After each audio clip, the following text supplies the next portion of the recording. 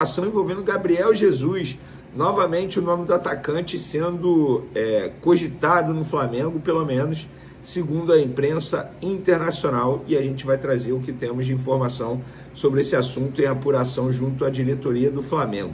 Isso tudo e muito mais no vídeo de agora, mas antes gostaria de pedir para você se inscrever no canal, soltar o dedo no like, ativar a notificação e compartilhar esse vídeo com os amigos, com as amigas, porque assim o canal Vini Casagrande vai crescendo cada vez mais.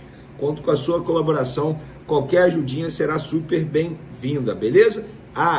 Não deixe de hypar o vídeo também, tá? Isso é importante. Notícia que saiu agora, na parte da tarde, na Europa, é quem Canor trouxe essa informação, ele que trabalha na BBC de Londres, em vários veículos de imprensa muito conceituados na Europa, ele trouxe que o Flamengo está monitorando a situação do Gabriel Jesus para tentar trazer o jogador. O que acontece é o seguinte, não está descartado, o jogador que está com uma lesão no ligamento cruzado anterior, não está descartada como eu posso usar a palavra? Tem a palavra certa para usar. Não está descartada uma volta ou uma saída do jogador do Arsenal.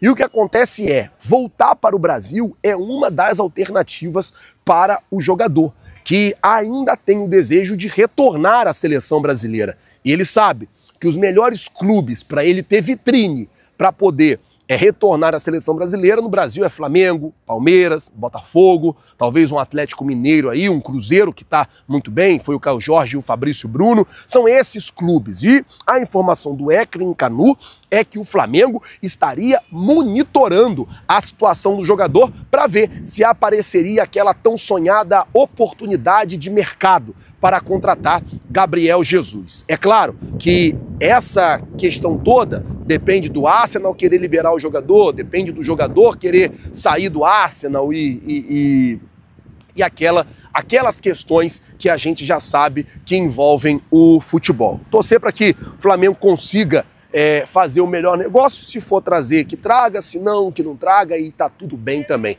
Mas eu queria saber a sua opinião. Você queria ver Gabriel Jesus no Flamengo? Se você fosse o Boto, você tentaria a contratação do Gabriel Jesus? Coloca, por favor, nos comentários. Lembrando, seu comentário, ele é importante demais para nós e a gente aqui precisa muito do seu comentário, precisa muito que você interaja junto com a gente. Bom, o Flamengo monitora a situação de Gabriel Jesus, atacante do Arsenal. O Flamengo está monitorando o jogador do Arsenal, segundo informações. O atacante brasileiro deve deixar o clube inglês e ver com bons olhos a possibilidade de um retorno ao futebol brasileiro. Gente, assim, vou ser muito sincero, tá? Muito sincero. Qual é a real necessidade de soltar uma notícia dessa 2 horas antes de a bola rolar para Estudiantes e Flamengo? A imprensa internacional está novamente usando o nome do Flamengo para ganhar like. E é isso. O papo está sendo reto.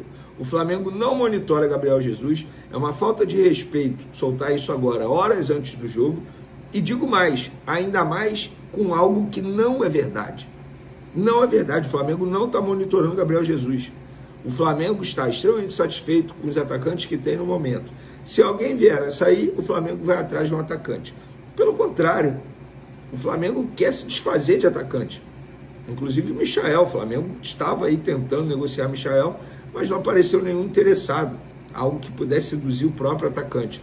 Então, gente, assim, cuidado, não procede, tá? O foco é total na disputa desse jogo e no jogo de domingo. Nós não podemos esquecer, daqui a algumas horas, o Flamengo vai entrar em campo novamente, no domingo, para um jogo extremamente importante pelo Campeonato Brasileiro contra o Corinthians na Arena Neoquímica. O Corinthians está mal. Não é assim. Enfrentar o Corinthians dentro da Arena Neoquímica é sempre uma tarefa difícil, tá? Então, repito, o Flamengo nesse momento não pensa e não monitora em situação de Gabriel Jesus. É uma fake news que veio lá da Europa nesse momento. Acho que é para valorizar o nome do jogador aqui no futebol brasileiro. Tamo junto, galera! Bora falar agora sobre o primeiro ano de Felipe Luiz à frente do Flamengo. Ele completa uma temporada de Fla no time principal em 30 de setembro. A estreia aconteceu em 2 de outubro, na vitória por 1-0 contra o Corinthians pela Copa do Brasil. Nesse período, 67 jogos, 45 vitórias, 16 empates e 6 derrotas, 3 títulos importantes conquistados. Além do enorme sucesso esportivo, Felipe Luiz também assegurou uma grande economia. É que o salário dele segue sendo o mesmo do momento em que ele foi promovido do sub-20 para o principal. Felipe Luiz ganha 300 mil reais por mês. Já contei para vocês que é o técnico mais barato entre os 12 grandes do futebol brasileiro. Ele está entre os mais baratos da Série A do brasileiro. É bem verdade que o Flamengo já tentou aumentar seu salário em duas oportunidades. O Felipe Luiz está adiando a renovação do contrato que se encerra em dezembro desse ano. Importante registrar que a partida dessa quinta-feira contra o Estudiantes é a mais importante da passagem de Felipe Luiz pelo Fla. Vencendo, o rubro-negro chega à semifinal da Libertadores. Em caso de derrota e eliminação, Felipe Luiz certamente vai ser bastante contestado. Com a vitória por 2-1 no jogo de ida, o Flamengo só é eliminado se perder por 2 ou mais gols de diferença. Se perder por 1 gol, a decisão vai para pênaltis. Só mais uma última observação sobre Felipe Luiz. Com essa temporada inteira dele à frente do Flamengo, dá para dizer também que o Flamengo economizou com multas. Multas rescisórias com demissões de técnico tem sido um enorme calcanhar de Aquiles pro Fla.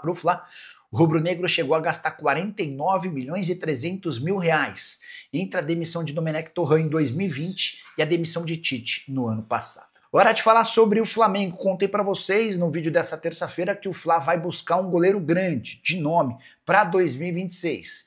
E quase que simultaneamente a essa informação surge o nome de Bento, goleiro da seleção brasileira, 26 anos de idade, atualmente no Al Nassr. A situação dele na Arábia Saudita é meio delicada. Ele tem jogado muito pouco no Campeonato Saudita. Para falar a verdade, ele não jogou no Campeonato Saudita. O Bento falha na Supercopa, torneio que abre a temporada, e a partir daí o técnico Jorge Jesus passou a optar pelo goleiro da seleção saudita para os jogos locais. O Bento tem sido utilizado apenas em jogos da Copa do Rei. Nessa terça-feira o Al Nassr venceu a partida da Copa do Rei e também numa espécie de competição B da Champions Asiática. A verdade é que o Bento perdeu espaço no time saudita e para continuar sendo convocado para a seleção brasileira, ele vai precisar buscar outro clube do que o Al Nassr. Saída na virada do ano é algo emergencial se ele quiser ter a oportunidade de jogar a Copa do Mundo. Duvido que o Carlo Ancelotti siga convocando o Bento com essa situação de reserva na Arábia Saudita. O grande ponto e problema para que o Flamengo o contrate diz respeito ao seu salário. Ele ganha quase 3 milhões de reais por mês na Arábia Saudita. Não há nenhum jogador no Flamengo com um salário tão alto. O Rossi, que é titular absoluto, ganha pouco mais de 1 milhão de reais mensais. Só para arrematar, lembrar também que o Al Nassr, quando o contrata do Atlético Paranaense, gasta 18 milhões de euros. Você, na condição de presidente do Flamengo, investiria quanto para ter um goleiro como o Bento no seu time? Já usa o espaço para comentário e registra a sua opinião, beleza? Hora de falar sobre vários times importantes do futebol brasileiro na bronca com o Flamengo. Tudo porque o rubro-negro conseguiu uma liminar na justiça impedindo que a Libra faça o pagamento referente ao mês de setembro do Campeonato Brasileiro para os clubes que integram a Libra. O Flamengo faz parte da Libra.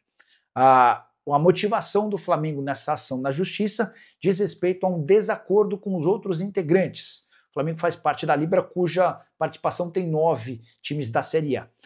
A alegação do presidente BAP é de que o contrato assinado pelo seu antecessor, o Rodolfo Landim, faz com que o rubro-negro perca pelo menos 100 milhões de reais por ano com os direitos de transmissão.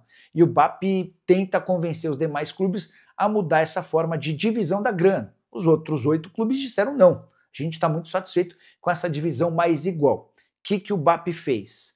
Como um mau perdedor, ele foi à justiça e conseguiu uma liminar para impedir que essa grana seja depositada nos clubes. A grana vai ficar em juízo. Dessa maneira, o São Paulo deixa de faturar 13 milhões e 400 mil, o Palmeiras fica com 12 milhões e 300 mil suspensos, o Santos com 9 milhões e 400, o Atlético com 7 milhões e 700, o Bahia com 7 milhões e 200 mil reais, Red Bull 5 milhões de reais, o Vitória 4 milhões e 600 mil. O Grêmio faz parte da Libra, mas é o único que não tem, nesse momento, direito a essa verba. O que você pensa sobre o tema? Já usa o espaço para comentário e registra a sua opinião, beleza? Flamengo classificado para as semifinais da Libertadores da América, mas quem esperava a facilidade se surpreendeu. No tempo normal, o rubro-negro perdeu para o Estudiantes em La Plata, na Argentina, o único gol da partida marcado por Benedetti.